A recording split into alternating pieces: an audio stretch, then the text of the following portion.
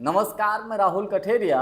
2027 का साल कांग्रेस पार्टी के लिए बेहद महत्वपूर्ण है और बेहद महत्वपूर्ण इसलिए है कि 2027 में 7 राज्यों में विधानसभा के चुनाव होने हैं। ये 7 राज्यों की विधानसभा के चुनाव 2029 के लोकसभा के चुनाव की दशा और दिशा तय करेंगे। अब इसको लेकर कांग्रेस पार्टी ने कमर कस ली है, जिसमें खुद नेता प्रतिपक्ष राहुल गांधी जी, प्रियंका गांधी जी और कांग्रेस के राष्ट्रीय अध्यक्ष मल्लिकार्जुन खड़गे साहब ने तीनों ने मिलकर अपने अपने स्तर से राज्यों के बंटवारे भी कर लिए हैं कि भैया आप उस राज्य को देखो, हम इस राज्य को देखेंगे। हर हाल में कांग्रेस को जीत दिलवानी है, जिसमें से कुछ प्रमुख राज्य तो इतने महत्वपूर्ण हैं जहां से सीधा सीधा इफेक्ट पड़ेगा लोकसभा के चुनाव को मद्देनजर।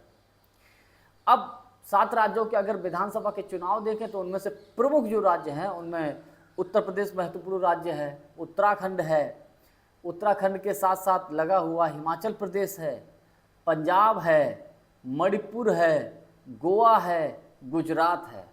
ये 7 राज्य हैं, इन 7 का विधानसभा का चुनाव होना है, जिसमें सबसे पहले चुनाव तो मेरे अनुसार उत्तर प्रदेश में होने जा रहा है।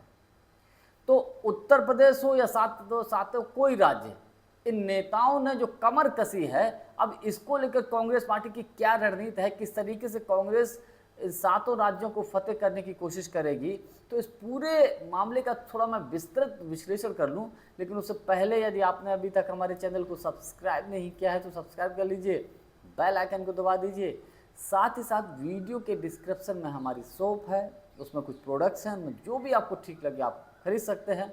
इसके अलावा हमने वाइट कलर की शर्ट जो है वो टैग की है, अगर आपको ठीक लगे तो आप खरीद सकते हैं। देखिए, 27 में उत्तर प्रदेश में विधानसभा का चुनाव होने जा रहा है। भारतीय जनता पार्टी पूरी दमखम लगा रही है कि हर हाल में उत्तर प्रदेश का किला बचाना है, क्योंकि ये कहा जाता है कि भैया दिल्ली का जो रास्ता है वो उत्तर प्रदेश से होकर गुजरता है, 80 लोकसभा की सीटें आती हैं। तो इसको लेकर जो है बीजेपी तो साम दाम दंड भेद हर नीति अपनाएगी ही, लेकिन 24 के लोकसभा के चुनाव में जो परिणाम रहा है वो इंडिया गठबंधन के पक्ष में रहा है, क्योंकि 80 लोकसभा सीटों में से 37 सीटें तो समाजवादी पार्टी जीत गई और 6 सीटें कांग्रेस पार्टी जीत गई। इस प्रकार से 43 सीटें इंडिया गठबंधन के पक्ष में आ गई, यानी कि 80 में से 43 सीटें आ गई। तो अगर लोकसभा के चुनावों का जो जीत का रेशियो देखा जाए तो वो इंडिया गठबंधन के पक्ष में है। इससे बीजेपी की हवाइयाँ उड़ी हुई हैं कि कैसे भैया जो है इंडिया गठबंधन को हराया जाए। लेकिन राहुल गांधी जी और अखिलेश यादव जी बहुत सोची समझी प्लानिंग के तहत काम कर रहे हैं और आने वाले समय में कोई ऐसा मौका नहीं देना चाहते हैं जिससे इंडिया गठबंधन को नुकसान हो। अब कुल मिलाकर बात कर लेते हैं कि इन नेताओं ने आपस में बंटवारा किया, जैसे राहुल गांधी जी, प्रियंका गांधी जी, खड़गे साहब। ये ऐसी खबर है कि देखिए, पिछला विधानसभा का चुनाव उत्तर प्रदेश में प्रियंका गांधी जी के हाथों में था, लेकिन इस बार राहुल गांधी जी ने कमान ले ली है, उत्तर प्रदेश की कमान ले ली है। उत्तर प्रदेश के साथ साथ गुजरात जैसे महत्वपूर्ण राज्य की कमान ले ली है और इसके अलावा पंजाब की कमान ले ली है, मणिपुर की कमान ले ली है।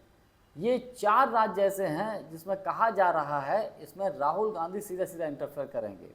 अब चूंकि पंजाब में उन्होंने चन्नी को मुख्यमंत्री बनवाया था, राहुल गांधी जी की बदौलत बने थे। अब चन्नी इस वक्त नाराज भी हैं, राजा वड़िंग को उन्होंने प्रदेश अध्यक्ष बनाया, तो पंजाब का मामला बड़ा फंसा हुआ है। तो उन्होंने कहा इसको हम देख लेंगे, यानी कि वो उन्होंने अपने अंडर में ले लिया है। प्रियंका गांधी जी की बात करें तो प्रियंका गांधी जी के अंडर में हिमाचल प्रदेश और आपका उत्तराखंड और तीसरा इनडायरेक्टली उत्तर प्रदेश को भी देखेंगे, ऐसी खबर है। अब जिसमें से पिछला विधानसभा का चुनाव हिमाचल प्रदेश जो लड़ा गया था वो प्रियंका गांधी जी की ही देख रेख में लड़ा गया था और साइड रोल जो वहाँ प्ले किया था वो एक तरीके से सचिन पायलट जी ने किया था, तो फिर से उनको जिम्मेवारी है। उत्तराखंड में महिलाओं को लेकर तमाम मुद्दे हैं जिनको लेकर प्रियंका गांधी जी को कमान सौंपी गई है, वो भी वहाँ देखेंगी। और उत्तर प्रदेश में चूंकि वो पिछली बार प्रभारी रही तो शायद में नज़र उनकी वहाँ पे भी रहेगी काम में, मतलब उत्तर प्रदेश में भी सीधा डायरेक्ट इनडायरेक्ट उनकी दखलंदाजी रहेगी। अब बात कर लेते हैं मल्लिकार्जुन खड़गे साहब की। मल्लिकार्जुन खड़गे साहब देखिए अभी हाल ही में उत्तराखंड गए थे। उत्तराखंड में जिस जगह उन्होंने अपनी रैली की तो रैली में उनके रैली करके जब वापस लौटे तो उस रैली की जगह का शुद्धिकरण किया भारतीय जनता पार्टी से जुड़े हुए लोगों ने किया। और तो जाहिर सी बात है फिर कांग्रेस पार्टी उनको उत्तराखंड में इन्वॉल्व रखेगी, क्योंकि कांग्रेस के राष्ट्रीय अध्यक्ष जो कि दलित हैं इतने बड़े पद पर होने के बावजूद भारतीय जनता पार्टी की इतनी घटिया सोच, इसको लेकर कांग्रेस एक बड़ा मुद्दा बनाएगी, और मुद्दा है ही, इसमें कोई दो राय थोड़ी है कि किसी पार्टी के राष्ट्रीय अध्यक्ष के खिलाफ या एक दलित होने के नाते आपने जो है उस जगह का शुद्धिकरण किया। इससे ज़्यादा घटिया सोच और छोटी सोच, निम्न स्तर की सोच और क्या हो सकती है। इसके अलावा खड़गे साहब गोवा में भी गोवा की जिम्मेदारी ले रहे हैं, ऐसा लग रहा है। ऐसा इसलिए लग रहा है कि खड़गे साहब अभी गोवा में गए थे, उन्होंने गोवा में एक मीटिंग की। गोवा में कांग्रेस पार्टी में आपस में जो संगठन में कुछ लोग हैं उनमें थोड़ी सी मनमुटाव है, तो खड़गे साहब वहाँ रैली किए, रैली में खुलकर उन्होंने भारतीय जनता पार्टी पर हमला किया।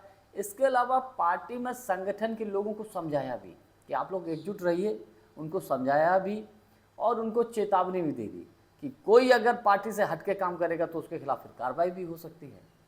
बहरहाल प्यार से भी कहा और थोड़े गुस्से से भी मनाया।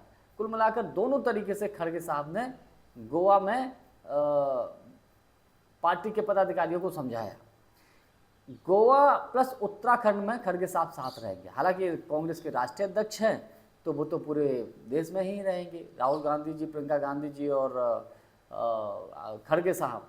लेकिन कांग्रेस के जो कांग्रेस के लोग हैं वो उनकी तरफ से ऐसा ये खबर है कि ऑफिशियल तौर पे नहीं लेकिन इनडायरेक्टली लोगों ने अपने अपने राज्य बांट लिए हैं। देखिए महत्वपूर्ण इसमें से जो प्रमुख राज्य हैं, मेरा अपना मानना ये है कि हालांकि हर राज्य महत्वपूर्ण है, सबसे कठिन राज्य तो कांग्रेस के लिए जीतने के लिए गुजरात है, जहां राहुल गांधी जी ने खुद कमान संभाल रखी है। हालांकि अभी तक गुजरात में स्थिति यह है कि उतना बेहतर रिजल्ट देखने को नहीं मिल रहा है, लेकिन फिर भी गुजरात के जो वर्तमान में फिर से जो प्रदेश अध्यक्ष बनाए गए हैं बहुत एक्टिव हैं, बहुत जुझारू हैं। इनके कार्यकाल में पिछली बार जब राहुल गांधी जी राष्ट्रीय अध्यक्ष थे तो कांग्रेस की थोड़ी सी सत्ता से दूर रह गई थी गुजरात में, आपको वो समय याद होगा। तो कुल मिलाकर कांग्रेस 2027 में एक तरीके से करो मरो वाली स्थिति है, इसको हम ऐसे बोल सकते हैं। तो इसको लेकर कांग्रेस बहुत एक तरीके से अग्रेसिव है। और अभी हाल ही में CWC की बैठक भी हुई। CWC की बैठक में कांग्रेस ने ये डिसीजन लिया कि किसी भी हाल में कांग्रेस डिफेंडिंग मूड में नहीं रहेगी, अग्रेसिव मूड में रहेगी, अटैकिंग मूड में रहेगी, यानी कि कांग्रेस हमला करेगी। अभी जंतर मंतर पर जो प्रदर्शन हुआ उसको लेकर भारतीय जनता पार्टी बैकफुट पर है, मोदी सरकार बैकफुट पर है। न तो संसद में मोदी जी आए, न गृह मंत्री अमित शाह जी आए, तो कांग्रेस कोई मौका नहीं देना चाहती। तो CWC की बैठक में भी ये पारित होगा कि भैया हम जो है किसी भी हाल में इनको मौका नहीं देना चाहते 29 के लोकसभा के चुनाव से पहले।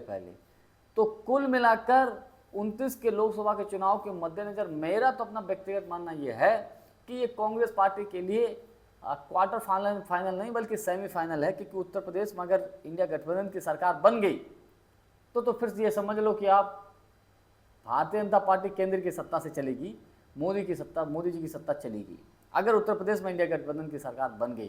तो इसीलिए मैं कह रहा हूँ ये बहुत बड़ा सेमीफाइनल है कांग्रेस के लिए, करो या मरो जैसी स्थिति है 27 के विधानसभा के चुनावों को लेकर।